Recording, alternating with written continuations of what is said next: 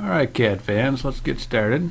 If you don't have a blank drawing to work with, you can also always use the application menu and new and pick the AutoCAD template. That's the standard one.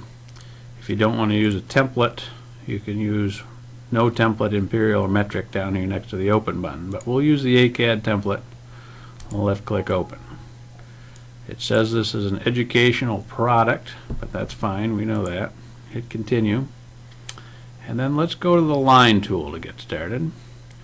Notice if I hold the mouse over it for a short period of time, it'll give me some description of what that tool will do. That's kind of handy. Let's left click the line tool, and then left click where we're going to start the line, left click where we finish the line, and I can just keep left clicking around whatever shape I want to create. Left click again. Notice that the tool will just keep going and going until I hit the enter key on the keyboard. Now in the old school software, not that old I guess, actually using a mouse, if we did the line tool and left clicked and you right clicked at the end of a line, it would do the enter key for you, but in this case the newer stuff doesn't. You can go into the settings and mess with that if you like that. We'll just left click enter if you're doing it in that manner. So if in fact you wanted to change that, you can go into the options, and then I think it's under user preferences, right click customization. You can change how the right click functions. Turn it into the enter button just like older CAD software used to. There's a time sensitive one too. We won't try it for now, but that's where you change that if you'd like to. I'll cancel out of that. So about mouse buttons, I think you're really going to need a regular 3-button mouse, like the 2 left, right, and a scrolly wheel. Just the laptop buttons are going to be difficult. You might be able to get them to work and figure it out, but that's just a forewarning. As we've already said, the left button is the normal left click button, you know, that picks spots. Like I can left click around and draw something just like I'm doing here. Enter to get out of that. If the right click, you can right click out in space. I can repeat a line, so if I haven't selected an object, it gives you context sensitive help that's sort of generic. If I want to get out of this, I can hit the escape button. If I right click on a specific object, in this case it's giving me pretty much the same things, but sometimes it's different depending on what you've selected.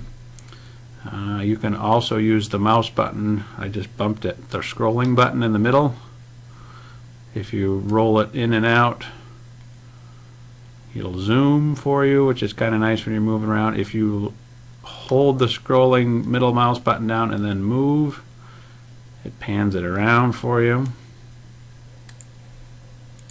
And then once you've scrolled around enough to kind of make a mess, if you want to get back to where you were, you can type zoom. Notice I just started with a Z, and it has it there on the screen. It also puts it in the lower part of the window. I hit enter then. I look down here and it gives me a clue as to what it wants from me as far as the software, and I will just type extents or EX, and it zooms to the extents of what I've drawn. So now you've seen that we can do mouse stuff, we can do command stuff down in this lower left hand window, and you can also do ribbon menu things. If you need more tools than are shown in there, you just hit the little drop down. If you hit the escape key there, there's a funny little button here that changes the behavior of the menus and stuff. And if you just keep clicking it, it turns things on and off and changes the interface. So if you open AutoCAD and it doesn't look like what you expect, if you find that little button, that can help too. And there's even another menu bar if you're used to the older version of the software. If you type in the command line menu bar and then 1, the old style file, edit, view, insert menus will come up. And that's a good example of how to use the command line. If I type menu bar again and type 0, that turns it off. So this is a binary on-off thing. Check this out. The world's largest bulldozer, the Komatsu D575A-3 Super Dozer. 1,150 horsepower, weighs 336,420 pounds, has a blade capacity of 90 cubic yards. Sweet. So you've probably noticed that the software is working in this XY coordinate scheme, right? If you look in the lower left part, the drawing coordinates, see when I move the mouse around, I've got the line tool on. It's giving me the same numbers right next to the cursor as it does in the lower left. If your mouse for some reason doesn't have that, see how that doesn't now? The tooltips pop off the screen, but this is what's called dynamic input. Click that button and they come back on. Dynamic input is just a helper thing that makes it easier. But if you don't see it the same way, that's where you want to look. These little things down below are all kinds of helpful features. Let's see. So back to the XY thing. This is Cartesian space, right? So you have the Y direction and the X direction. I'm sure as engineers you can figure all that out. And they usually have these red and green lines on that sort of help you with that. And the spaces is divided up obviously into units. They can be absolute coordinates or relative coordinates. The way we've been drawing with the line tool, notice that when I first clicked it was at 0. When I move away it goes a certain distance, so if I want to type in right here, if I want to go 30 units across, I can type on the keyboard 30 units, hit the tab key to the angle, and I'll just use it as 0, hit enter, and it draws the line for me. And if I wanted to go square down another 20 units, tab key 90 degrees in this case, and hit enter, I can do that. Now I'm off the screen. I think I'll roll the mouse back a little bit and then pan it back up so I can still see it. Maybe we want to go back all the way across to 30 units again. Tab at 180, enter, and then back. I can also hit the C for close. If you're following the prompts in the lower left hand part of the screen, if you type C, L-O-S-E, or just type C, it'll close that into a box for me.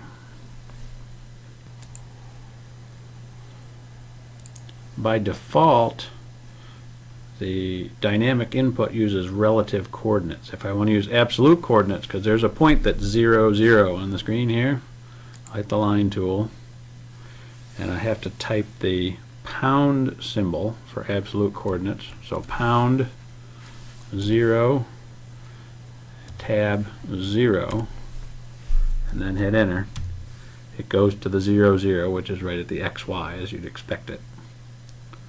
And then from there I can go 50, and if I don't want to do this angle and distance, we can do 50 comma, and it'll do it in XY, say 20, hit enter.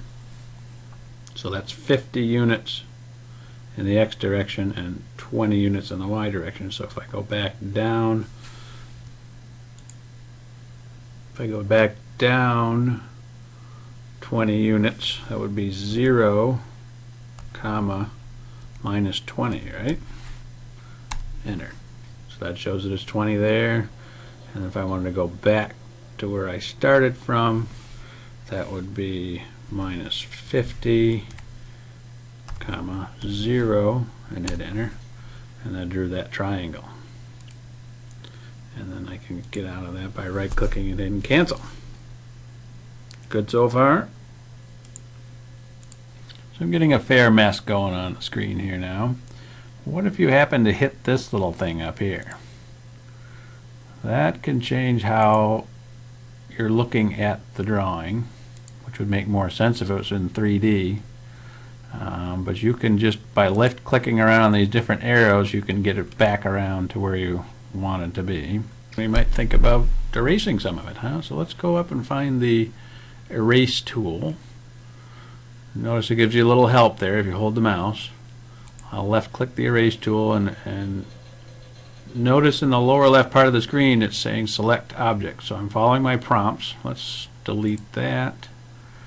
Found that. We'll take that out. We'll just take some of this out. So it's found 4 total now. You can see at the bottom of the screen. And then to get it to execute, I hit the Enter button. And there it goes.